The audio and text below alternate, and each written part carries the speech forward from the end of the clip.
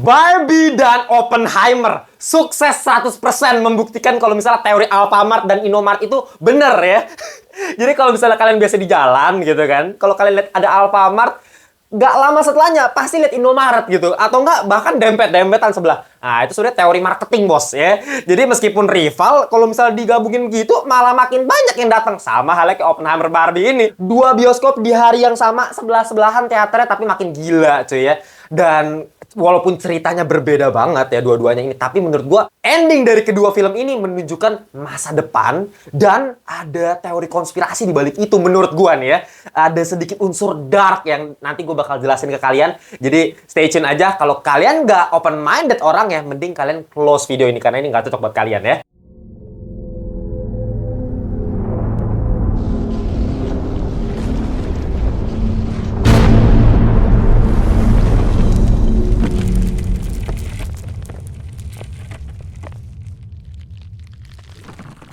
Welcome back to Ngelantur Indonesia. Skui nonton, skip blow on. Jangan lupa ya. Oke, langsung aja. Gua bakal bahas ending ya dari Oppenheimer dulu kali ya. Ya kayak biasa gua aja nonton mulai dari Oppenheimer dulu kan. Ya kuras-kuras otak dulu, baru enak-enakan nonton Margot Robbie gitu ya. Baru mencuci mata. Oke, gini. Ending dari Oppenheimer ini itu kan kita bisa lihat scene-scene rudal-rudal yang naik ke atas dengan scoring ya kan dari si Nolan yang bener-bener suspense-nya gila. Gue bener-bener ya sumpah pas lagi di bioskop ngelihat endingnya gile, bulu kuduk gue merinding cuy. Yang pertama naik kan adanya kan, gue liat rudal-rudal naik tuh gue kayak oh shit beneran sumpah gue. Terus abis itu pas selesai movie-nya bener-bener selesai, gue udah pengen berdiri gitu, tepuk tangan, udah pengen standing applause. Saking gilanya. Karena gue langsung engah nih, ini maksud endingnya tuh apa? Nah, tapi dari kalian pasti banyak nih yang masih bingung. Apa sih bang maksud dari rudal-rudal yang terbang? Itu apakah sudah terjadi? Apakah timelinenya kapan? Tahun berapa? Dilakukan oleh siapa? Nah, ini gue jelasin. Yang nanya kayak gitu, berarti lu kagak ngerti maksudnya apa. Berarti lu nggak ngerti nih maksud film itu apa. Jadi gini. Ini tuh berbicara mengenai masa depan, guys. Masa depan Oppenheimer, bukan. Masa depan kita juga. Jadi ini kita nih, present tense ya. Past tense, Oppenheimer, future tense. Nah, ini nih ya, ending dari Oppenheimer ini. Jadi, rudal-rudal yang dimaksud itu adalah bisa gua interpretasikan sebagai Perang Dunia Ketiga. Kenapa Perang Dunia Ketiga? Nah, ini gua jelasin ya. Nah, kita track back lagi nih ke scene sebelumnya. Ada kan sempet kan si Albert Einstein itu ya dikunjungi sama si Oppenheimer juga, si Opie. Nah, tapi yang pertama itu kalau kalian ingat si Opie itu pingin konsultasi bos, konsultasi sama sesepuhnya dia mengenai apa? Hitung-hitungan ya. Hitung-hitungan karena kalau misalkan tahu memang si Oppenheimer itu jenius. Emang, tapi dia punya masalah di hitungan. Hitungannya emang nggak sekuat itu. Ya, kalau Albert Einstein, wah beda kelas gitu kan. Kayak dia nanya, Pak ya ini hitungan gua emang bener ya segini? Karena apa? Karena hitungan dia itu ternyata chain reaction dari neutron yang dia hasilkan itu dahsyat banget sih. Makanya si Albert Einstein ngomong ke dia, bro, ya ini gua saranin aja. Lu ke Jerman dulu ya, lu ancam aja. Nih, kalau lu masih nggak mau nyerah, nih ya, hasil ledakannya segini. Mending gitu. Nah, ketika dia konsultasi sama si Albert Einstein, nah dia juga memikirkan masalah gimana kalau misalnya chain reaction yang tadi dar itu nggak berkesudahan. Jadi terus-terusan, nggak habis-habis ya chain reactionnya sampai menghancurkan satu dunia. Gitu ya. Itu adalah concern dari si Oppenheimer. Dia takut. Makanya ada chance sekitar ya 0,0000 berapa 1% gitu ya. Belum kecil banget tapi ada. Ya chance itu ada untuk menghancurkan satu dunia. Nah, at the end seperti yang kita tahu ya, yang dihancurkan nggak nyampe segitu juga, tapi tetap aja bos. Lu tahu nggak korban jiwa dari bom Hiroshima aja itu adalah 220.000 jiwa manusia. Lu gila lu ya, itu pembunuhan massal tergila itu. Nggak tergila juga sih. Hitler lebih parah lu, 6 juta manusia Yahudi dibunuh. itu Holocaust lebih kacau lagi. Cuma anyway ya tetap aja sih Oppenheimer kan nyesel banget nih. Nah, tapi ketika kita lihat di ending film Oppenheimer, si Oppenheimer tuh bilang ya dia udah menghancurkan dunia, bisa dibilang gitu. Kenapa? Ya dia bilang kan I am dead, destroy of worlds. Itu kan ada tuh, dokumentasinya juga ada. Nah, ini klipnya kalau kalian bisa lihat kan. I am dead, destroy of worlds. Jadi, meskipun dia efek yang dia timbulkan hanya ya di bagian kota Hiroshima Nagasaki sekitaran segitu, bahkan ya radiasinya itu menyebar selama beberapa tahun setelah pembomannya bahkan, tapi dia ngerasa dia udah menciptakan sesuatu yang lebih dahsyat lagi. Dia udah menghancurkan dunia. Kenapa? Nah, ini ya.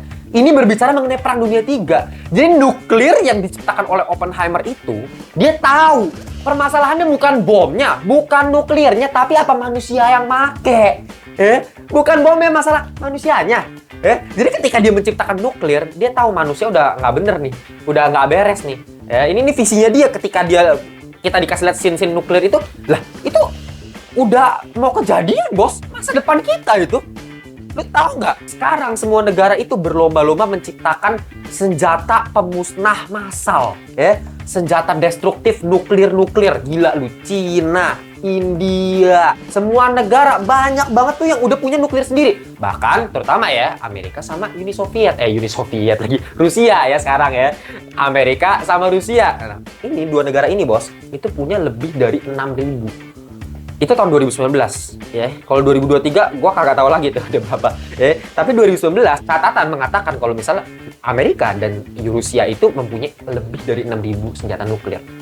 Jadi, kalau misalnya mereka perang, apalagi kalau misalnya Cina ikut, ya kan, ikut semuanya. Untuk Indonesia sih belum punya senjata nuklir ya. Nah ini jadi satu debat juga nih. Ini bisa jadi video lain sebenarnya. Kalian setuju nggak kalau misalnya Indonesia punya senjata nuklir? Ya, sebenarnya ada plus and minus sih. Coba kalian tulis di kolom komentar ya. Kalian setuju nggak Indonesia punya senjata nuklir? Anyway, ya balik lagi ke Amerika dan Rusia tadi. Ketika mereka berperang, ya Perang Dunia III, definitely itu udah perang nuklir jatuhnya. Makanya, kalau kalian tahu, salah satu perkataan Einstein adalah Einstein bilang, Perang Dunia III itu dia nggak tahu nih senjatanya mau pakai apa. Tapi, untuk Perang Dunia keempat, manusia akan menggunakan batu dan tongkat, bos. Jadi, balik lagi ke manusia purba, istilahnya gitu, kasarnya lah ya. Maksudnya apa perkataan dari Einstein adalah, ya, dia udah bisa menerawang, dia udah bisa menerka kalau misalnya Perang Dunia III itu bakal menggunakan nuklir. Jadi maksud dari ending film Oppenheimer itu ya itu Perang Dunia Ketiga. Oppenheimer udah tahu ya, elah ini bakal hancur nih bos dunia bos gara-gara gue ciptain nuklir ini karena manusia kacau ya. Gini loh, ya. Perang Dunia II itu kan selesai setelah tahun 47 ya kalau nggak salah ya, tahun 1947 itu selesai Perang Dunia II ya. Ya benefitnya adalah kemerdekaan negara kita Indonesia gitu ya. Nah, 1961, ya itu nggak nyampe berapa tahun sih, gila, tahun 1961 itu udah ada bom yang jauh lebih destruktif daripada bom Fat Man dan Little Boy. Namanya adalah Tsar Bomba kalau kalian nggak tahu. Ini adalah bom buatan Uni Soviet, ya, menggunakan bahan hidrogen, bos. Jadi kalau kalian perhatiin di film Oppenheimer, ya itu kan banyak tuh permasalahan kalau misalnya si Oppenheimer ini nggak setuju kalau misalnya menggunakan bom hidrogen. Ya karena ini bom hidrogen itu jauh lebih destruktif, bos, lebih gila lagi ledakannya. Ya itu ada tuh di film Oppenheimer dijelasin. Nah, Tsar Bomba itu menggunakan bahan hidrogen. Dibuat oleh Uni Soviet pada tahun 1961 dan kekuatan ledakannya mau tahu berapa? 3.000 kali lipat lebih gila daripada bom Hiroshima. Lu gila, cuy. Lu gila, cuy. Jadi, lu Hiroshima aja 220.000 manusia, gila lu kalau 3.000 kali lipat. Ya, itu 1961, gua nggak tahu sekarang. Amerika udah punya gimana, Rusia udah punya kayak gimana. Kita cuma bisa berdoa, Tuhan tolong ya. Ya, jangan sampai Perang Dunia ini kejadian gitu ya, menggunakan perang nuklir. Ya ini udah diterawang sama Oppenheimer. Jadi ini memang agak dark, masa depan, dan luar biasa digambarkan dengan visual dan soundtrack scoring yang keren banget sih, gue suka banget sih Nolan. Oke, ya kita sudahi dulu mengenai ending Oppenheimer. Kita lanjut ke film sebelahnya, bos, tetangga ya. Film tetangga yaitu film Barbie. Banyak yang bilang film Barbie, wah buat anak-anak, ya boneka, ya mainan. Endingnya, sorry to say, ini masih interpretasi gua, masih hipotesis gua, jadi belum tentu bener, belum tentu maksud dari si ya Mattel atau si Greta Gerwig maksudnya kayak gini gitu. Tapi ini buat gua pribadi ya, gua nggak tahu. Coba kalian tulis pendapat kalian di kolom komentar. Kalau menurut kalian ending itu gimana? Jadi kalau misal di film endingnya Barbie itu kan kita bisa lihat tuh si Barbie itu pergi ke mana? Ke dokter. Dokter apa? Ginekologis. Ya, ginekologis. Nah, kalau kalian cek di Google, ginekologis adalah dokter ya, ilmu terapan di bagian organ tubuh wanita dan kesehatan alat reproduksi wanita. Nah, itu ginekologis ya. Nah, kalau misalnya kita track back ke belakang ya, ke scene ketika si Barbie pertama kali mengunjungi real world, dunia nyata, dia kan ketemu tuh sama kuli bangunan lagi sih, tukang bangunan. Di situ kita bisa lihat ada satu dialog yang bisa bikin kita agak shock dikit kali. Dimana si Barbie bilang kalau misalnya dia itu nggak punya alat kelamin. Ya iyalah, namanya juga boneka ya, Barbie. Nggak tahu kalian pernah nggak, misalnya ada dedek kalian atau siapa gitu yang ada Barbie, biasa kalian pelorotin. Ya biasa kan emang clean gitu kan. Ya maksudnya kan iseng-iseng dulu pas masih kecil ya kan. Nah emang gak ada alat kelamin kan. Nah itu. Nah kalau misalnya kita lihat endingnya, jadi maksudnya apa ya dengan final cerita yang mengatakan kalau misalnya Barbie ini pengen memutuskan untuk menjadi manusia normal, maksudnya jadi manusia nyata, bukan boneka. Jadi dia pengen jadi manusia sejati ya, real human. Artinya apa? Ke ginekologis ya, kita runtutkan benang merahnya ya, dia pengen membuat alat kelamin. Itu maksudnya ya. Jadi buat yang masih kagak ngerti nih ya ending Barbie ya, jadi si Barbie ke ginekologis buat alat kelamin. Nah, ini maksudnya kontroversi di mana, Bang? Gue nggak ngerti. Nih, gue jelasin. Nih, balik lagi ya. Ini kita harus open minded. Ini cuma teori gua, teori ya, anggap aja konyol-konyolan ya, tolol-tololan aja lah teori, anggap aja cuman seng-sengan gitu ya. Di menurut gua, Amerika sudah dikenal sebagai negara yang sekuler. LGBT ya udah biasa lah ya. Kalau di Indonesia netizennya masih apa LGBT, waduh homo lu, wah lesbi, wah biasa Indonesia. Cuma kalau Amerika itu kan udah sekuler ya. Ya kita di timur sih nggak begitu. Cuman di Amerika di barat tuh sudah seperti itu. Nah, LGBT di mana-mana, bahkan di animasi film-film buat anak-anak dimasukin unsur-unsur LGBT ya kan. Ya bang, nggak usah ngomongin jauh-jauh. Elemental yang terakhir, elemental ya. Ada kalau kalian nggak nyadar, ada adegan yang aneh-anehnya tuh ada sebenarnya. Nah itu emang tujuan glorious purpose Amerika. Ya. Nah tapi kalau misalnya kita harus hubungin sama Barbie ini, kalau menurut gua ya, ini menurut gua kampanye dari transgender. Cowok itu di masa depan itu bisa mempunyai alat kelamin wanita. Ya kalau misalnya lu terlahir sebagai cowok ya, punya alat kelamin ya itu burung ya. Ya, terus habis itu lu selama pas remaja gitu kan, perubahan diri gitu, terus lu ngomong, kayaknya gua cewek deh, gua bukan cowok deh. Lu bisa di masa depan lu ganti alat kelamin lu jadi itulah kayak jadi cewek punya gitu. Itu yang gua tangkap. Jadi anggapnya masa depan tuh seperti itu. Nah ini sama aja, Oppenheimer kan ngomongin masa depan, Barbie juga nih sama. Cuma ini yang agak gimana gitu. Kalau Oppenheimer mungkin terjadi sih. Kalau ini menurut gua agak ya. Wait a minute. Gini. Gua nggak mau debat sama kalian masalah LGBT ya. Itu terserah kalian. Kalau misalnya kalian setuju, Bang, gua setuju, Bang. Kita itu punya yang namanya hak asasi manusia, Bang. Lu nggak bisa, Bang, ya ngatur-ngatur hidup orang. Oke, terserah lu dah. Gue kagak peduli, seriusan, gue kagak peduli. Gue cuma bahas teorinya doang kan soalnya kan. Ya kalau buat gue sebagai manusia beragama gitu kan, punya kitab suci. Kitab suci gue itu ditulis kalau misalnya Tuhan menciptakan manusia laki-laki dan perempuan. Ada nggak yang di tengah-tengah? Kagak ada. Itu kitab suci gue sih, ya. Kagak ada yang di tengah-tengah, kagak ada. Ya, yang di toilet tuh biasa sekarang sekolah internasional, kalian tahu nggak? Sekolah internasional sekarang ya, toilet ya. Ada yang ini, yang cowok begini kan, yang kaki begini, ada yang cewek, biasa kan gitu, yang rok begini kan, yang segitiga sama yang cowok biasa gitu.